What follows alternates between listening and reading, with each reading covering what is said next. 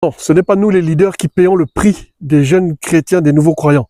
Ce n'est pas par nous que Dieu passe pour les bénir. Ce n'est pas nous qui les bénissons. Il ne faut pas que nous, leaders, nous semions la confusion dans l'esprit des nouveaux chrétiens. Le châtiment qui leur donne la paix est retombé sur Jésus. Par les meurtrissures de Jésus, ils ont été guéris. Le prix de leurs infirmités a été payé par Jésus. Le prix de leur douleur a été payé par Jésus.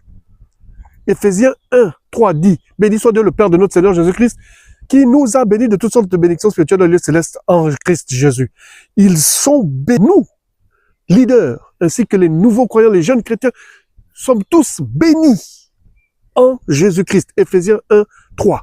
Alors, si nous leur faisons croire que c'est nous qui payons le prix, que par les sacrifices que nous faisons, que nous avons fait, à passer du temps dans la prière, dans la méditation, dans le jeûne,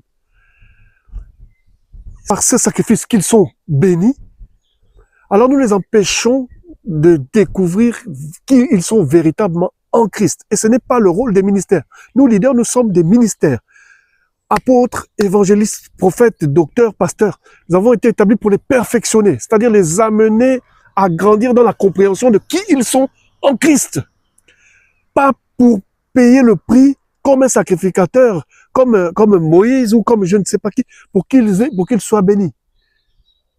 Il ne faut pas que nous semions la confusion dans leur esprit. Après avoir entendu la parole de vérité, l'évangile de leur salut, ils ont été scellés du Saint-Esprit qui avait été promis.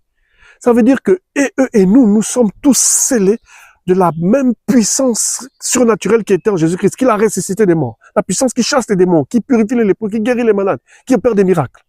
Ils y sont scellés parce qu'ils ont cru. C'est la parole de Dieu, Éphésiens 1,13. Nous sommes tous scellés. Les sacrifices que nous, leaders, nous responsables, nous ministères, nous faisons, c'est pour aller recevoir la révélation de qui nous sommes en Christ. Jésus nous a appelés, il nous a établis pour faire quoi? Qui sommes-nous? Nous occupons la même position que Christ dans les lieux célestes. Éphésiens 2,6.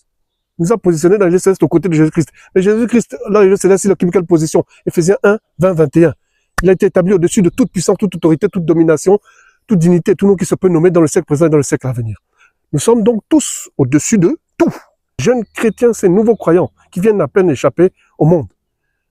Ils occupent cette position. Mais la différence entre nous, leaders, et eux, c'est que nous avons sacrifié du temps dans la présence de Dieu pour avoir la révélation de qui nous sommes. C'est ces vérités que je suis en train de dire.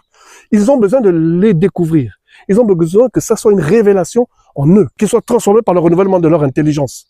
C'est pour ça que Dieu nous a établis ministres